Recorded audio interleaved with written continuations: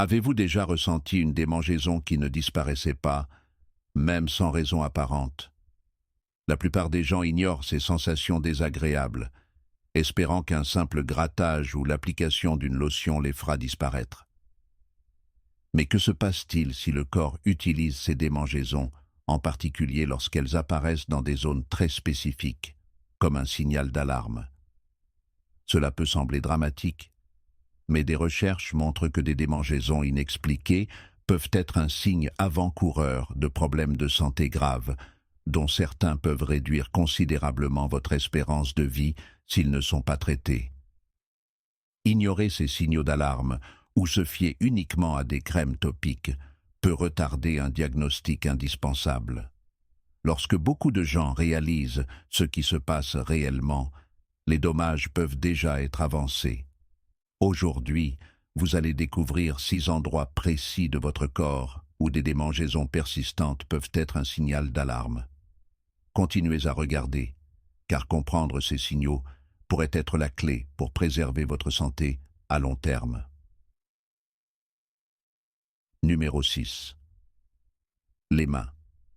Les démangeaisons au niveau des paumes peuvent sembler être un simple désagrément, mais la réalité peut être bien plus complexe. L'une des causes possibles est une accumulation de bile dans le sang, appelée cholestase. Imaginez votre foie comme un filtre géant.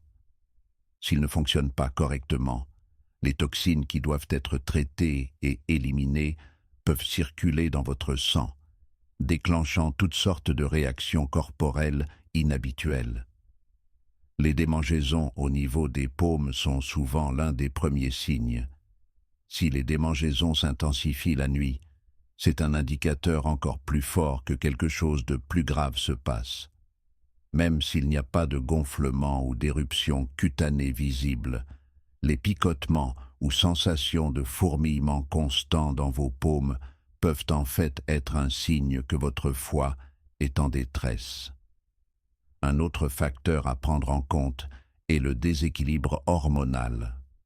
Certaines personnes qui traversent des changements importants, comme les femmes ménopausées ou les personnes souffrant de problèmes thyroïdiens, remarquent des démangeaisons soudaines dans les mains. Lorsque les hormones fluctuent, la production de sébum de la peau peut diminuer, affaiblissant ainsi sa barrière protectrice.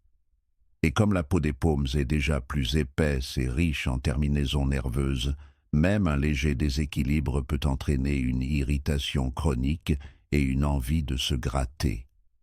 Les maladies auto-immunes sont également à prendre en compte.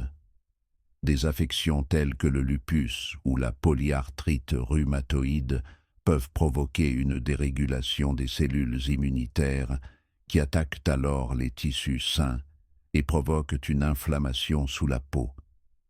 Cette réponse inflammatoire se manifeste souvent par des démangeaisons persistantes dans les zones sensibles comme les paumes. Dans ces cas, les nerfs de votre corps interprètent l'inflammation comme une démangeaison, même s'il n'y a rien de visible. Le stress à lui seul peut aggraver ce problème. Lorsque vous êtes tendu ou anxieux pendant de longues périodes, votre corps produit des substances chimiques qui provoquent une inflammation de la peau. Avec le temps, un stress accru affaiblit également votre système immunitaire, vous rendant plus vulnérable à des sensations cutanées étranges ou chroniques. Dans certains cas, le simple fait d'apprendre des stratégies de gestion du stress, comme la méditation quotidienne ou de simples exercices de respiration, peut soulager ces démangeaisons mystérieuses des paumes si elles sont liées au stress. Lorsque les démangeaisons persistent ou reviennent fréquemment, la pire chose à faire est de s'auto-médicamenter sans chercher la cause. L'utilisation de crèmes au hasard peut apporter un peu de soulagement, mais elle peut aussi masquer un problème plus profond. Si vous remarquez des démangeaisons persistantes dans les mains, considérez cela comme un signal personnel, vous invitant à faire un bilan de santé. La détection précoce de problèmes hépatiques ou de déséquilibres hormonaux peut faire toute la différence dans les résultats du traitement. Vous pouvez également noter quand les démangeaisons surviennent. Sont-elles plus fortes la nuit, après avoir mangé certains aliments, pendant les moments de stress? Tenir un simple journal peut aider votre médecin à établir son diagnostic. Numéro 5. Les pieds. La plupart d'entre nous attribuent les démangeaisons aux pieds à des chaussures inconfortables ou à des chaussettes qui transpirent. Mais des démangeaisons persistantes et inexpliquées aux pieds peuvent être le signe de risques plus graves pour la santé. Par exemple, un diabète mal contrôlé peut altérer la circulation sanguine dans les membres inférieurs. Imaginez les minuscules vaisseaux sanguins de vos pieds qui peinent à acheminer l'oxygène et les nutriments, provoquant sécheresse, crevasses ou démangeaisons. Si les démangeaisons s'aggravent la nuit ou s'accompagnent de picotements ou d'engourdissements, cela peut indiquer une neuropathie périphérique, une lésion nerveuse souvent associée au diabète. De même, des problèmes de circulation sans rapport avec le diabète peuvent également se manifester au niveau des pieds. Lorsque la circulation sanguine est compromise, la peau peut devenir hypersensible.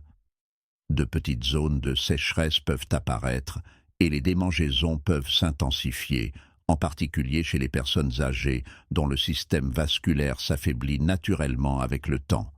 Si vous remarquez un gonflement ou des veines visibles en plus de ces démangeaisons, il est recommandé de consulter un professionnel de santé afin d'écarter tout problème circulatoire. Les infections fongiques, comme le pied d'athlète, sont un autre suspect habituel, qui se développe dans les espaces chauds et humides entre les orteils. Elles peuvent provoquer une desquamation, de petites fissures, et une envie parfois irrésistible de se gratter. Si les mycoses peuvent sembler bénignes, des infections chroniques ou répétées peuvent progressivement affaiblir vos défenses immunitaires. Les personnes qui portent des chaussures serrées toute la journée ou dont les pieds transpirent abondamment sont encore plus exposées. Dans les cas les plus extrêmes, des neuropathies périphériques liées à l'abus d'alcool ou à des maladies auto-immunes peuvent être à l'origine du problème. Dans ces cas-là, les démangeaisons proviennent d'un dysfonctionnement des signaux nerveux plutôt que de la peau elle-même. Se gratter n'apporte que peu de soulagement, car la sensation provient du système nerveux. Cela souligne à quel point il est important de rechercher la cause réelle du problème, plutôt que de se contenter d'appliquer des crèmes antifongiques. Une autre affection à prendre en compte est l'insuffisance veineuse chronique. Dans ce cas, les veines ont du mal à renvoyer le sang vers le cœur, ce qui provoque une accumulation dans les jambes et les pieds. La pression qui en résulte endommage les tissus et déclenche des démangeaisons. Si elle n'est pas traitée, cette affection peut évoluer vers des varices, une décoloration de la peau ou même des ulcères. Le grattage constant, en particulier dans les zones difficiles à voir, entraîne des micro-lésions qui peuvent s'infecter ou aggraver l'affection sous-jacente. Si vous vous surprenez à vous gratter constamment la plante des pieds ou entre les orteils pendant plusieurs jours d'affilée, ne négligez pas ce symptôme. Il est possible qu'un problème plus grave se développe dans votre corps, qu'il s'agisse de problèmes de circulation, de lésions nerveuses ou d'une infection. L'objectif est de traiter la cause réelle des démangeaisons afin de briser le cercle vicieux et de protéger votre santé générale. Numéro 4. Cuir chevelu, présentant une desquamation intense. Il est facile de considérer les problèmes de cuir chevelu comme de simples pellicules, mais des démangeaisons chroniques accompagnées de desquamation peuvent être le signe d'un problème plus grave qu'un simple désagrément esthétique. Il peut s'agir de psoriasis, une maladie auto-immune qui accélère la croissance des cellules cutanées. Ces cellules en excès s'accumulent pour former des plaques épaisses et squameuses qui peuvent être extrêmement prurigineuses. Avec le temps, Le psoriasis peut également affecter vos articulations et d'autres systèmes internes. Le lupus érythémateux disséminé est une autre possibilité. Le lupus peut se manifester à un stade précoce par des lésions du cuir chevelu, des plaies ou des démangeaisons intenses avant l'apparition d'autres symptômes plus évidents. Comme le lupus peut attaquer de nombreux organes, un dépistage précoce peut avoir un impact considérable sur le traitement et la qualité de vie. Si votre cuir chevelu vous démange de manière telle que les shampoings classiques ou les remèdes maison ne parviennent pas à soulager les symptômes, vous pouvez envisager de consulter votre médecin afin de passer un examen auto-immunitaire. Les irrégularités hormonales, comme celles observées dans les troubles thyroïdiens, sont également connues pour causer des ravages sur le cuir chevelu. Une thyroïde hypoactive ralentit souvent la production de sébum, transformant votre cuir chevelu en un terrain propice à la sécheresse et aux pellicules. Cette sécheresse peut être tenace et résister aux produits antipelliculaires habituels qui ciblent les causes fongiques plutôt que les déséquilibres systémiques. Le stress est un autre facteur caché capable d'inflammer silencieusement votre cuir chevelu. L'anxiété et la tension peuvent affaiblir la barrière cutanée, la rendant vulnérable aux irritations microscopiques. Pendant les périodes particulièrement stressantes, examens, échéances professionnelles, crises familiales, certaines personnes constatent parfois une aggravation spectaculaire des démangeaisons ou des desquamations du cuir chevelu. Dans les cas graves, le cuir chevelu peut même développer des croûtes dues au grattage chronique. Lorsque le cuir chevelu est tellement enflammé que vous voyez des touffes de cheveux tomber ou des plaques rouges et irritées, cela peut être le signe d'une alopécie areata, une autre maladie auto-immune. Bien que l'alopécie areata soit souvent associée à des plaques chauves rondes, certaines personnes remarquent d'abord des démangeaisons incessantes. Au moment où la perte de cheveux devient visible, l'inflammation sous-jacente peut déjà être bien installée. Si vous vous surprenez à gratter continuellement votre cuir chevelu avec vos ongles, il est temps d'approfondir la question. Le grattage répété peut abîmer la peau et l'exposer à des infections bactériennes qui ne font qu'intensifier la gêne. Un diagnostic précoce peut faire toute la différence, non seulement pour stopper les lésions du cuir chevelu, mais aussi pour mettre au jour d'éventuels problèmes auto-immuns ou hormonaux sous-jacents qui doivent être traités. Numéro 3. La région anale. Les démangeaisons anales sont indéniablement gênantes.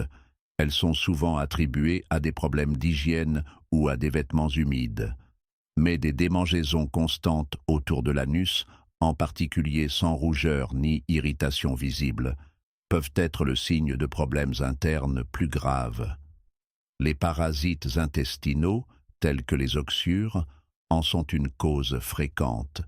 Ces minuscules vers libèrent des substances irritantes autour de la région anale, surtout la nuit, provoquant des démangeaisons presque insupportables. Bien que fréquentes chez les enfants, les adultes peuvent également être infectés. Si elles ne sont pas traitées, le cycle répétitif d'infection et de réinfection se prolonge. Les hémorroïdes internes se cachent également à la vue de tous. Contrairement aux hémorroïdes externes, qui sont plus faciles à remarquer, les hémorroïdes internes peuvent ne pas saigner de manière visible au début. Elles provoquent plutôt une légère irritation qui peut se traduire par des démangeaisons persistantes. Certaines habitudes quotidiennes, telles que rester assis pendant de longues périodes ou forcer lors de la défécation, peuvent enflammer ces vaisseaux et augmenter l'intensité des démangeaisons. Reconnaître ce symptôme à un stade précoce peut empêcher le problème de s'aggraver et d'évoluer vers des affections plus complexes, telles que les hémorroïdes thrombosées. Il convient également de mentionner ici les dysfonctionnements hépatiques. Si votre foie ne filtre pas correctement la bile, les toxines qui en résultent peuvent provoquer des démangeaisons dans différentes parties de votre corps, y compris dans des zones délicates comme la région anale. C'est pourquoi, en cas de cholestase, obstruction de la bile, les démangeaisons chroniques sont un symptôme fréquemment rapporté. Si beaucoup de gens pensent que les démangeaisons sont toujours cutanées, elles peuvent en réalité être déclenchées de l'intérieur par des déséquilibres chimiques. Bien que nous imaginions généralement les infections fongiques ou bactériennes dans les plis du corps ou sur les pieds, ces microbes peuvent également se développer près de l'anus, cette zone étant à la fois chaude et soumise à de frottements importants. Elle est sensible aux lésions microscopiques qui permettent aux bactéries ou aux champignons de s'installer. Cela peut se produire bien avant que des rougeurs ou des éruptions cutanées ne deviennent visibles, ce qui signifie que vous pouvez vous gratter une infection que vous ne voyez pas encore. Il est également possible que des affections cutanées inflammatoires, telles que le psoriasis ou l'eczéma, s'installent dans cette zone sensible. Souvent, les personnes attendent avant de traiter le problème, soit parce qu'elles sont gênées d'en parler, soit parce qu'elles le considèrent comme une irritation due au papier toilette ou à certains savons. Cependant, des démangeaisons persistantes dans une zone aussi intime peuvent perturber le sommeil et gêner la vie quotidienne, créant un cercle vicieux d'inconfort et de stress. La leçon à retenir ici est de ne pas laisser la gêne ou les idées préconçues vous empêcher de demander de l'aide. Si les démangeaisons anales persistent malgré une amélioration de l'hygiène, de l'alimentation et de la gestion du stress, considérez cela comme un signe sérieux et consultez un médecin. Une intervention précoce peut vous éviter des difficultés bien plus importantes à l'avenir. Numéro 2. Les yeux ou les paupières. Si vous vous retrouvez souvent à vous frotter les yeux ou les paupières sans raison apparente, vous pensez peut-être qu'il s'agit d'une allergie ou d'une réaction à la poussière. Mais que faire si les démangeaisons persistent bien après la saison des allergies? Une cause souvent négligée est la blépharite chronique, une inflammation des bords des paupières. Lorsque les petites glandes de vos paupières ne fonctionnent pas correctement, du sébum et des bactéries peuvent s'accumuler, entraînant des desquamations, des rougeurs et des démangeaisons incessantes. Cela peut même entraîner la perte des cils et une sensation de sable dans les yeux. Les maladies auto-immunes, telles que le syndrome de Sjögren, peuvent également se manifester de cette manière. Le syndrome de Sjögren s'attaque aux glandes lacrymales et salivaires, laissant vos yeux douloureusement secs. La sécheresse entraîne une friction entre vos paupières et le globe oculaire, ce qui se traduit par une démangeaison irritante. Si elle est ignorée, elle peut entraîner des lésions oculaires à long terme. La sécheresse n'est pas la seule cause de ces symptômes. Des affections cutanées, telles que la dermatite atopique ou même la rosacée autour des yeux, peuvent provoquer des démangeaisons bien avant l'apparition d'une rougeur évidente. La région autour des yeux étant très fine et sensible, elle peut facilement percevoir l'inflammation comme une sensation de brûlure ou de démangeaison. Si elle n'est pas traitée, des infections ou des gonflements récurrents peuvent apparaître. Les changements hormonaux, en particulier chez les femmes approchant la ménopause, constituent un autre élément du puzzle. Une baisse du taux d'œstrogène peut assécher les muqueuses, y compris celles des yeux. Cela peut déclencher des démangeaisons persistantes qui sont facilement confondues avec une simple irritation. Les collyres en vente libre peuvent soulager temporairement les symptômes, mais à moins de traiter la cause hormonale sous-jacente, les démangeaisons réapparaissent souvent. À l'ère numérique, nous sommes nombreux à passer de longues heures devant des écrans. Cela réduit la fréquence des clignements des yeux, ce qui contribue à la sécheresse oculaire et vous incite à vous frotter les paupières plus souvent. Au fil du temps, ces frottements répétés peuvent entraîner une irritation ou des infections persistantes.